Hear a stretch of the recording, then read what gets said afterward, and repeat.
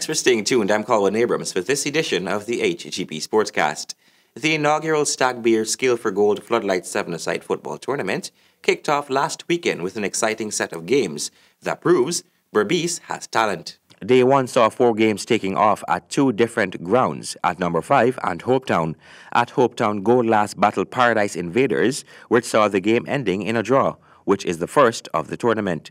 The second game at the same ground was the Columbus United taking on Litchfield Football Club. This ended with Litchfield taking the win with the scores at 2-1.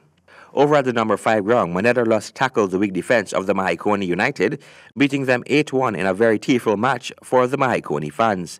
In the final match of the weekend, Rosignol United trounced the Trafalgar Raiders 4-1. Rosignol's Romello Johnson was the star player for the team, striking 3 goals in the 40th and 2 in the 58th, along with his partner Paul McDonald in the 48th. The tournament continues next weekend. The Ministry of Public Health Malta Girls Under-12 Football Tournament saw exciting quarterfinals and semis last Saturday at the Ministry of Education ground. Stanford Howard has more. In the quarterfinals, North Georgetown defeated South Rongville by a sudden death penalty after the match at full-time ended in a 1-1 draw.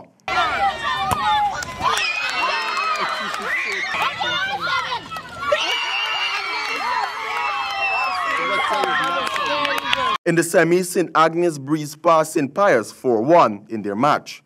Nicasia Jules sacked in all 4 by St. Angelos. Jules scored in the 3rd, 19th, 28th, and 30th minutes to ensure her team's run to the final. Keisa Wilson was the lone scorer for the battered losers. Meanwhile, South Rongville proved that West Rongville were not the best after needling them in the second semi-finals. Fionn Harvey was the hero, with her clinical finish in the 26th minute of the match, which ultimately ascended her team to the final. For AGP Sportscast, I'm Stanford Howard. Thank you, Stanford. The Guyana Football Federation is seeking to introduce regulations to safeguard players, fans, and organizers of football in Guyana. The initiative comes following the actions of some promoters who coordinate tournaments without the secured prize money and other logistical arrangements. The Guyana Football Federation is seeking to further regulate football and has engaged the support of the Guyana Police Force to ensure permits for tournaments are only granted following the GFF's approval. This entails a promoter getting an approval letter from the GFF, which is given to the police in the respective division in which the tournament is being held, before the police authorizes the said tournament. This initiative follows the actions of some who coordinate tournaments without the secured prize money and other logistical arrangements, and without the clear guideline and oversight of the Federation. President of the GFF, Wayne Ford, said that regulation is important to preserve the integrity of the game. The GFF Executive Committee's constitutional mandate is to control the game in all its forms. As the educator of all football matters, the GFF has to ensure that the rules, officiate, security, etc. comply with the regulations of FIFA, CONCACAF, and the GFF. The Federation in 2018 plans that tournament organizers will have to undergo greater screening prior to being licensed and approved to organize football competitions. Among the chief concerns of the GFF is the impact of non-approval on the image of the game, with the potential disrepute that may result, including match fixing and other forms of manipulation. This potentially can ultimately lead to an unsafe environment for players and fans. The GFF said in a release that it looks forward to the complete cooperation from promoters and coordinators of football in Guyana and will provide all necessary support to ensure full compliance is achieved. We turn our attention to cricket news. Chris Gayle breaks sixes record in the Bangladesh Premier League final. Chris Gayle hit a record of 18 sixes as he smashed an unbeaten 146 of 69 balls for Rangpur Riders in the Bangladesh Premier League final.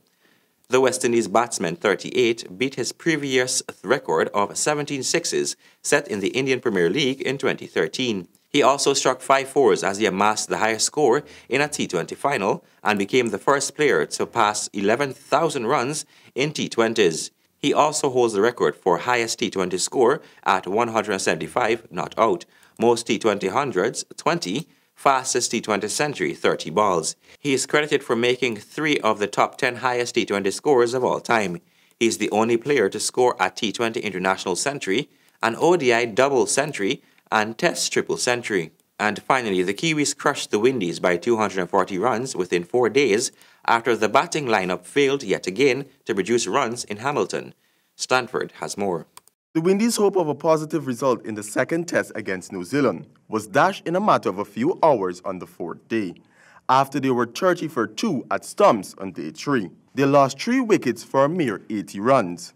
Ruston Chase was positive through the course of his 64 off 98 balls, but it was his ability to resist hooking Wagner that allowed him to survive so long. He scored his runs through the offside instead, particularly backward of point. When he was dismissed, New Zealand were on the home stretch. Kimaruch opened his shoulders to make a 44-ball 32, but Stanker struck in successive deliveries to end that salvo and wrapped up the match. The West Indies will face New Zealand in 3 ODIs from the 20th of December. For the HGP Sportscast, I'm Stanford Howard. And that has brought us to the end of this edition of the HGP Sportscast. Before we go, remember, adversity causes some men to break and others to break records. Goodbye.